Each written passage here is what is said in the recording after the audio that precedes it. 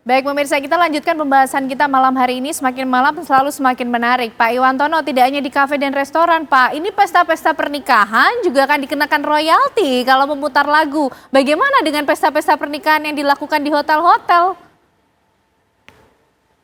Itu dia yang kita juga tidak paham, itu yang muter kan mereka. Hotel kan menyediakan tempat, ya. Kadang-kadang mereka makan pun dari luar gitu kan.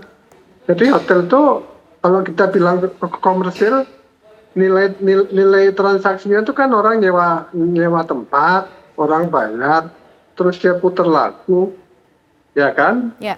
Dia suruh bayar. Sekarang nanti masalahnya itu ada kriminal, ada pidananya di sana. Nanti kalau orang yang mau kawinan itu lupa bayar, nanti ujung-ujungnya bisa dipidanakan. Itu kan bagaimana ya, orang nanti sekarang aja orang mau kawin sudah jarang nih, maunya tua-tua mau kawin, ada itu lagi suruh bayar lagi, mana?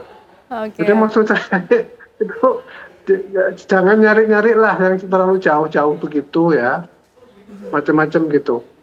Saya kira ini betul-betul perlu didudukkan ya. Jangan membuat gaduh karena suasana ekonomi kita lagi susah, ya. Orang-orang mau makan aja susah. Di sana sini terjadi viral, macam-macam gitu ya. Pada ketakutan di macam-macam tempat, janganlah kita menambah-nambah ketakutan masyarakat ini. Ya. Jadi tolong sekarang ini sementara cooling down dulu, semuanya cooling down dulu, ya. Jadi jangan sedikit-sedikit pidana ke sana kemari, ya. Ini cooling down, kita bicara dulu pelan-pelan yang enak supaya masyarakatnya pun juga tenang ya. Kita ingin pencipta lagu juga hidup sejahtera, pelaku usaha juga bisa dagang dengan baik karena mereka juga pelaku ekonomi yang membuat negara ini ada. Kalau mereka nggak jualan, dari mana negara bisa dapat uang dari pajak gitu lah. Ini tolong deh ini di cooling down dulu. Jangan terus nyasar kemana-mana gitu.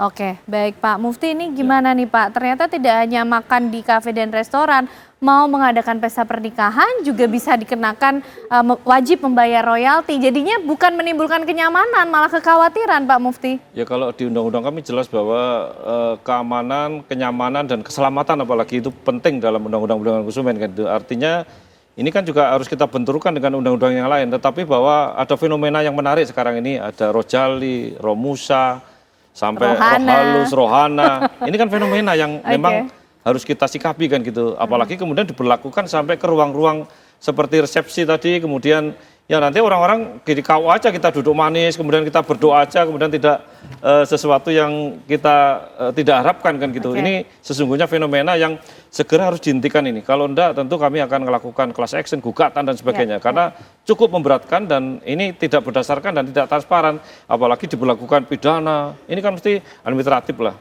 preventif dulu lah. Sosialisasi dan sebagainya mestinya begitu. Kami juga menghormati para penyanyi, musisi mendapatkan hak yang layak. Musisi kita dapat apa sekarang sampai hari ini kan itu. Baik Pak Mufti. Nah bergabung bersama kita malam hari ini ada juga Mas Budi Aceh, pengamat musik kita. Halo Mas, apa kabar? Baik, selamat ya, Mas, malam. Ya, terima kasih malam hari ini sudah menyempatkan diri juga untuk bergabung. Mas, ini gimana melihat kekisruhan mengenai royalti ini Mas? Terakhir tadi kita sudah bahas dari awal di kafe, restoran. Pesta pernikahan juga kena Mas. Jadi terima kasih banyak ya buat TV One.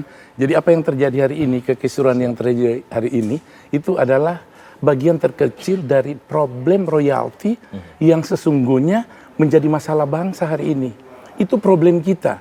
Jadi ini baru satu hal. Kemarin kita lihat kasus Ahmad Dhani dengan Once, satu hal. Aris Dias dengan Agnes menikah, hal lain lagi. Terus ada ini. Tapi jangan lupa, problem royalti itu banyak banget. Kemarin ada yang bahas soal lagu W.R. Supratman, Indonesia Raya. Itu gimana royaltinya? Siapa yang menerima? Jangan-jangan ini digratisin. Ini udah jadi public domain. Belum tentu. Dalam konteks undang-undang hak cipta, ini perlu didiskusikan lagi. Artinya, problem royalti bukan problem musisi Jakarta. Problem royalti bukan hanya problemnya Ahmad Dhani, problemnya Ariel, problemnya Agnes. Problem royalti adalah problem musisi, penyanyi, pencipta lagu dari Aceh sampai Papua, Miangas sampai Pulau Rote. Apa problemnya? Banyak banget. musik etnik, musik tradisi. Kita belum bicara soal musik religi, musik rohani yang diputar di berbagai acara-acara Suara alam keagamaan. juga katanya, Mas. Ada lagi, Mbak, fiksasi soal video musik. Selama ini belum pernah mereka mendapatkan Rp1 pun hak dari karya video musik tersebut. Padahal Undang-Undang Hak Cipta udah diterbitkan sejak tahun 2014. Harusnya sejak itu semua video musik yang masuk ke YouTube itu harus dikeluarkan sekian rupiah untuk para produser dan sutradara video musik. Hari ini nggak ada. Pemerintah nggak bicarakan itu.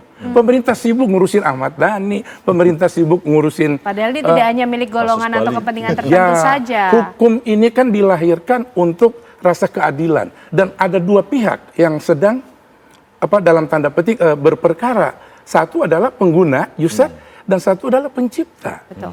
Nah, harusnya rasa keadilan itu harus ditengahi oleh siapa? Oleh pemerintah.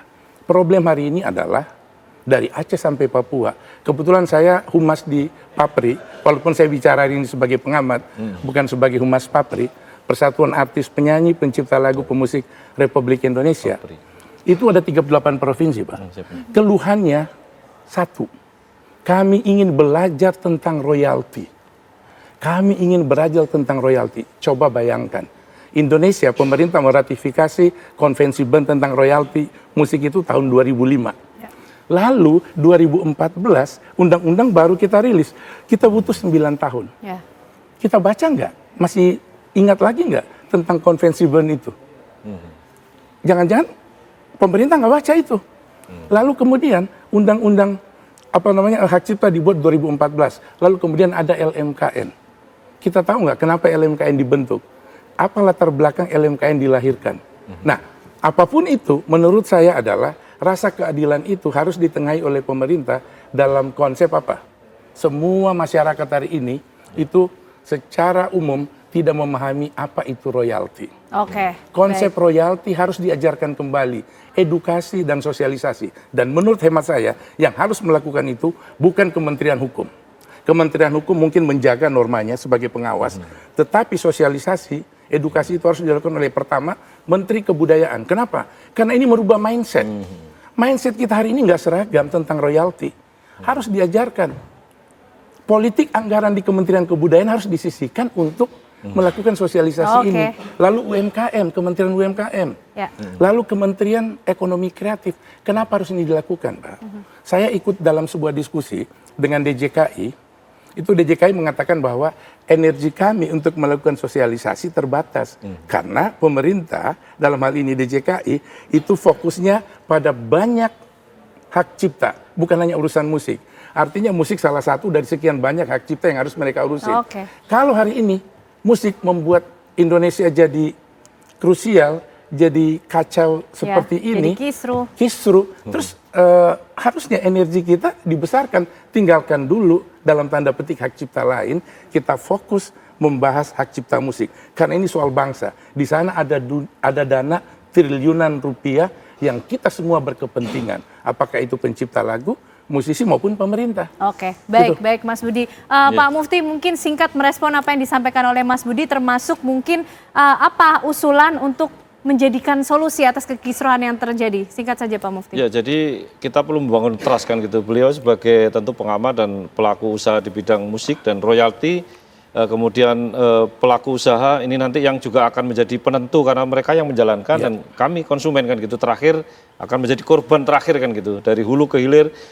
Intinya apa Pak? 3 pilar ini harus duduk satu meja lah. Kemudian bisa memberikan, tidak hanya kemudian memaksakan ini diberlakukan, kemudian tanpa ada klarifikasi, tanpa padang bulu dan sebagainya, sampai pidana kan gitu. Kasihan beliau-beliau yang musisi yang susah payah ini pun nggak dapat haknya apa-apa. Sementara pemerintah dengan enaknya tadi LMKN melakukan kekisruan massal ini kita akan stop kan ini. Oke, kita tunggu nanti bagaimana pemerintah betul-betul mengambil langkah untuk menciptakan keadilan bagi semuanya, karena ini merupakan hal yang serius juga untuk kepentingan banyak orang. Terima kasih malam hari ini untuk diskusinya Pak Mufti. Mas Budi, terima kasih sudah menyempatkan diri malam hari ini hadir, dan juga Pak Iwantono, terima kasih juga malam hari ini sudah bergabung bersama kami di Apa Kabar Indonesia Malam. Usai jeda pemirsa, kami juga akan menghadirkan pembahasan lain yang tidak kalah menarik untuk Anda bersama rekan kami Vena Kintan. Usai jeda.